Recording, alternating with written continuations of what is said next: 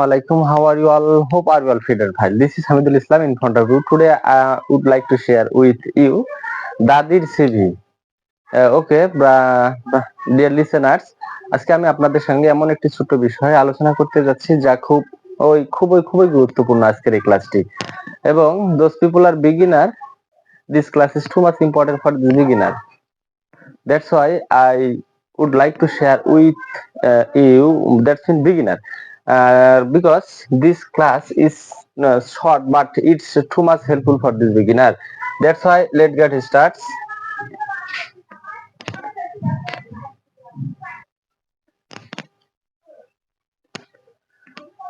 তো দাদির সিভি, আসলে দাদির সিভিটা কি? আমরা এর আগে জানতাম যে আসলে দি এর ব্যবহারটা জানতাম। দি টিএইচি এই তিনটি লেটার একত্রিত হয়ে যে একটি ওয়ার্ড হয় এটি দি, এই দি এর ব্যবহারটা। এখন এর আগে আমরা এইভাবে উচ্চারণ করতাম দি, আসলে দিটা আবার কেউ বলি দা, কেউ বলি দি, আসলে কোনটি সঠিকটি কোনটি, কোথায় আমাদের ভুলটা, কোথায় কখন কোথায় কোনটা আসলে আমাদেরকে উচ্চারণটা করতে হবে, সেটা আজকে ক্লাসে আমরা ছোট্ট একটি বিষয় কনসেপ্ট আমাদের ক্লিয়ার হবে। তো দেখুন এখানে দা এর পরে যদি কনসোনেন্ট থাকে, এই টিএইচি আমরা একে দাই ধরে নিলাম, দায়ের পরে যদি কনসোনেন্ট থাকে, কনসোনেন্ট থাকলেই আমরা এরপরে এটাকে আমরা দা বলবো। যেমন দাফেন, দাফেন, লেটস গেট ওকে, দাফেন। এখানে দেখুন দায়ের পরে মূলত দায়ের পরে কনসোনেন্ট আছে, তাহলে এখানে হবে দা ফেন, দা সান, দা টপ, দা কান্ট্রি। এখন আমরা এর আগে ভাওয়েল এবং কনসোনেন্টের সঠিকটা, ভাওয়েল এবং কনসোনেন্ট সম্পর্কে জেনেছি, তারপরেও আমি আরেকটু বলি। এ ই আই ও ইউ এবং ডাবলিউ এবং ওয়াই, এই পাঁচটি হলো পিওর ভাওয়েল, এই পাঁচটি, এই দুটি হলো সেমি ভাওয়েল। এখন দেখুন দা ফেন, দা সান, দা টপ, দা কান্ট্রি। যখন আমরা দেখবো দা এর পরে কনসোনেন্ট আছে, এই টিএইচি এর পরে কনসোনেন্ট থাকলে আমরা তাকে এই টিএইচি এই তিনটি লেটারকে একত্রে দায়ের উচ্চারণ করব আজকে থেকে। এবং যদি এই টিএইচি এর পরে ভাওয়েল থাকে, এরপরে আমরা দি ব্যবহার করব। দি ইক, দি এগ, দি এগ।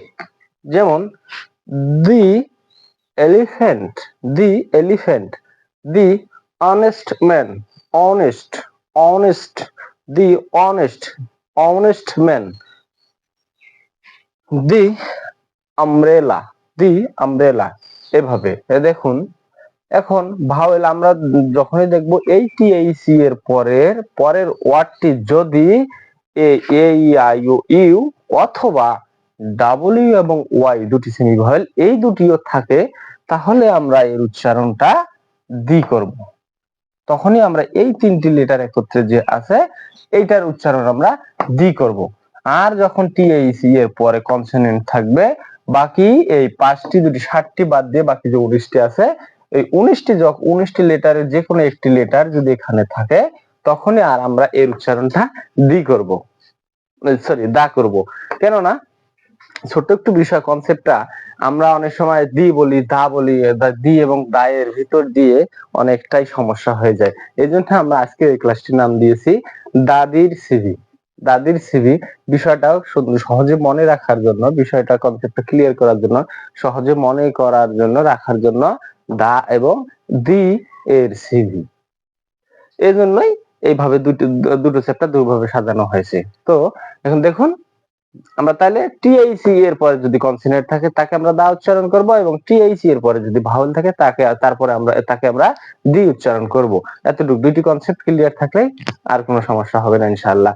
যদিও বিষয়টি খুবই ছোট বিষয়, তারপরেও কনসেপ্টটা ক্লিয়ার করা ভালো, কেননা আমরা যদি জানি বিগিনার শুরু থেকে শুরু জানতেছি, তাহলে আমাদেরকে খুঁটিনাটি বিষয়গুলো সব জেনে তারপরে উপরে উঠতে হবে। তাহলেই আমরা পরবর্তী আমাদের ভিতটা শক্তিশালী হবে। তো আশা করবো আজকের এই ক্লাসটি খুবই ভালো লাগবে, এবং আশা করব যদি আপনার এই ক্লাসটি কোনো প্রকার উপকারে আসে, আপনার বন্ধু বান্ধব এবং আপনি চান যে এমন কেউ আছে যারা ইংরেজি শিক্ষক, ইংরেজি শিখতে আগ্রহ, তাদের সঙ্গে ক্লাসটি শেয়ার করে দিবেন। আশা করব যে পরবর্তী ক্লাসগুলো খুবই গুরুত্বপূর্ণ ক্লাস হবে, এবং গত ক্লাস গুলো খুবই গুরুত্বপূর্ণ ক্লাস হয়েছে। আমরা ইতিমধ্যে আজকে 10 নম্বর ক্লাস করতেছি। 10 নম্বর ক্লাস এবং পরবর্তীতে ক্লাসগুলো কিভাবে আমরা প্রেজেন্টেশন করব, টেন্স এর ব্যবহার শিখবো, ভয়েস এর ব্যবহার শিখবো, মডালস এর ব্যবহার কিভাবে আমরা শিখবো, কিভাবে করতে পারি, এগুলো পরবর্তী ক্লাসগুলোতে আসতেছে। অবশ্যই আপনারা সে পর্যন্ত সুস্থ এবং সুন্দর থাকবেন এই আশা রেখে সকলকে ধন্যবাদ জানিয়ে শেষ করছি আজকের class. Thanks a lot everyone.